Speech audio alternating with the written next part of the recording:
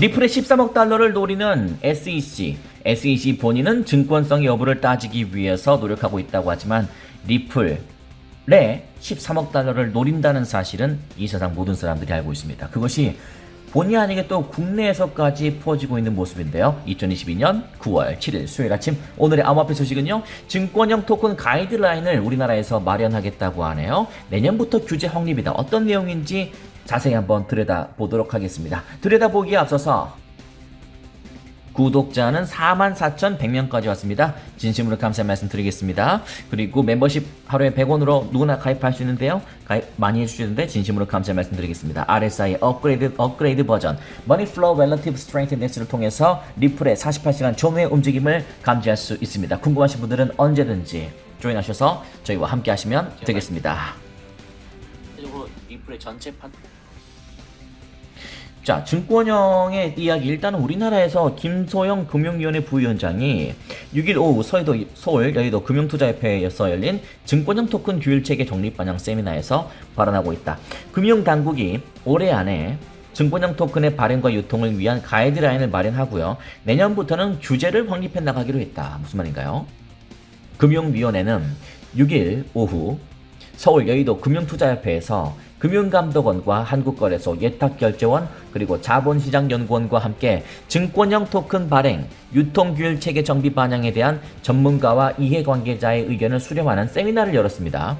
증권형 토큰은 주식이나, 자, 정의를 잘 보세요. 주식이나 채권, 부동산 등 실물 자산을 블록체인 기반의 암호화폐에 고정한 디지털 자산이다. 증권형 암호화폐 또는 Security Token이라고 불린다. 맞아요. 이게 정의예요. 실물 자산을 블록체인 기반의 암호화폐에 고정한 디지털 자산을 뜻하는 겁니다. 알고 계셔보세요. 다만 현행 자본시장 및 전자증권 제도는 블록체인 기술의 활용이나 이를 통한 정형화되지 않은 증권의 유통을 상정하지 않고 있다. 이 때문에 증권형 토큰의 발행과 유통을 자본시장 규율에 포섭해서 투자자 보호와 금융 안정을 바탕으로 시장과 산업의 건전한 발전을 지원하기 위한 제도 정비가 필요하다는 지적이 있어왔다. 금융위는 이날 정책 세미나에서의 의견 수렴 결과 등을 바탕으로 올해 4분기 중에서 증권형 토큰 가이드라인을 마련해서 발표할 예정입니다. 이를 통해서 증권형 토큰에 대한 규율 방향과 발행 및 사업화에 대한 고려사항을 안내할 계획이다. 또 가이드라인 제시 이후 내년부터입니다.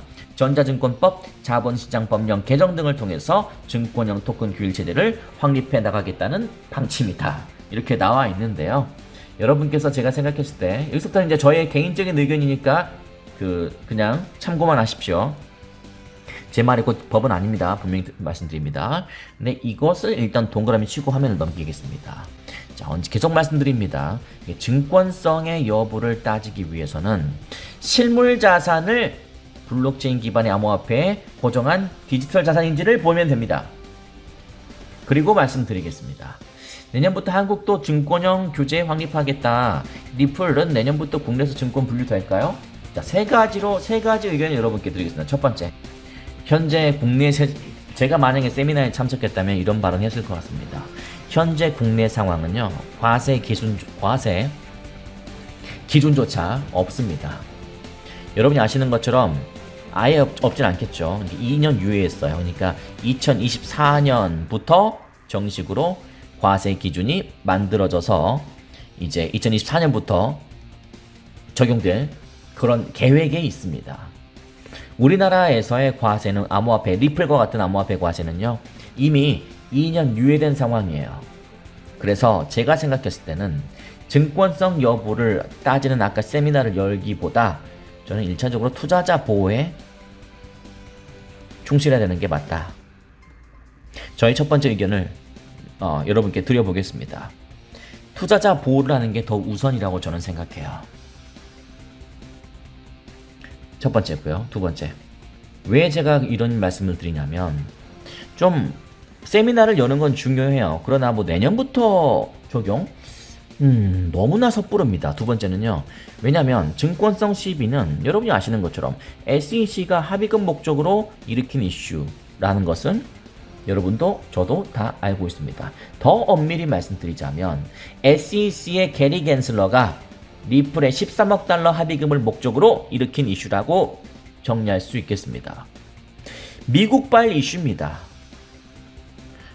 자, 리플이 증권인지 아닌지 리플을 거래 중인 전 세계 거래소의 그 통계나 문의나 아니면 정의를 내리면 미국에서만 리플은 증권이에요.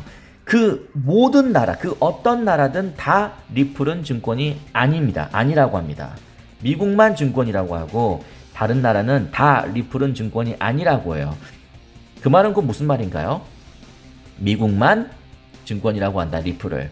결국 미국 내에 정부기관인 SEC가 리플랩스를 특히 이 브래디 갈링하우스를 상대로 13억을 욕심내서 합의금을 유도하기 위해서 집행이라는 무기를 통해서 소송까지 걸려있는, 그래서 623일째 이어지고 있는 그냥 미국 내에 저는 이슈라고 생각합니다.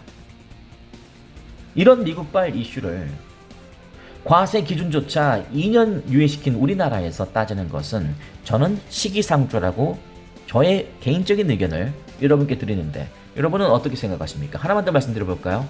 그래서 리플은 죄송합니다, 못하네요. 한국에서 내년부터 증권인가요?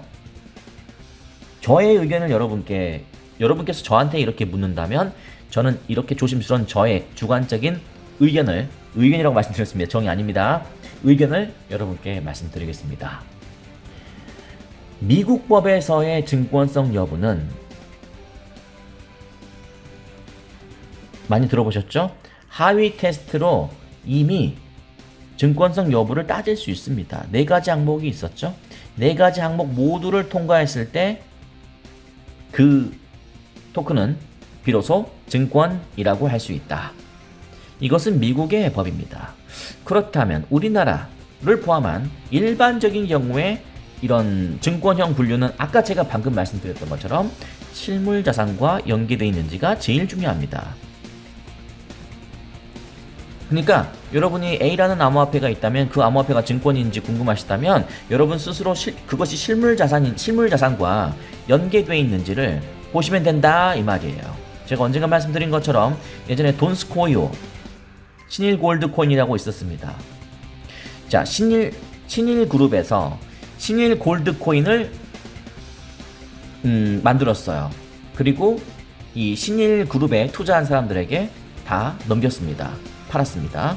판 이유는 무엇이냐면 아까 말씀드렸던 것처럼 돈스코이호에 있는 금괴 200조 원으로 추정되는 그 금괴가 있는데 그것만 건지면 이 신일 골드 코인을 갖고 있는 투자자들, 신일 골드 코인에 투자한 이 신일 골드 코인을 갖고 있는 투자자들은 200조에 해당되는 이 실물 자산과 연계되어 있기 때문에 혜택을 받을 수 있을 것이다. 이럴 때 이 신일 골드 코인은 증권입니다. 왜냐하면 실물 자산이기 때문에. 그러나 이 신일 골드 코인은 애초에 발행도 되지도 않았고 결국 사기로 다 끝났습니다. 사기가 아니었다고 하더라도 그것은 증권으로 분류됐을 겁니다. 예를 들어서 말씀드리는 겁니다. 아시겠죠? 그래서 리플은 한국에서 내년부터 증권일까요? 라고 누군가가 저한테 묻는다면 저의 개인적인 의견을 꼭 굳이 말씀드려야 된다면 저는 당연히 아니라고 생각합니다. 여러분도 아니라고 생각하니까 리플을 갖고 있겠죠? 여러분은 어떻게 생각하시나요? 내년부터 한국에서도 증권형 규제를 확립하겠다. 리플은 내년부터 국내에서 증권으로 분류될까요? 첫 번째, 현재 국내 상황에서는 과세 기준조차 없기 때문에 리플은 너무나 시기상조다. 두 번째, 증권성 시비는 SEC가 합의금 목적으로 일으킨 이슈이다. 굳이 우리나라에서 그걸 접목시킬 필요가 없다. 하나만 더. 그래서 리플은 한국에서 내년부터 증권이 될까? 저는 만약에 미국에서 뭐 그럴 일은 없을 거라 생각됩니다만 SEC가 증권이라고 만약에 판단한다면 우리나라에서도 좀 흔들릴 가능성은 있다고 생각해요. 그러면 안 되는데. 근데 그럴 가능성이 있다. 그러나 애초에 이런 가정도 저는 성립될 가능성이 굉장히 희박하다고 저는 그렇게 생각하는데 여러분은 어떻게 생각하십니까?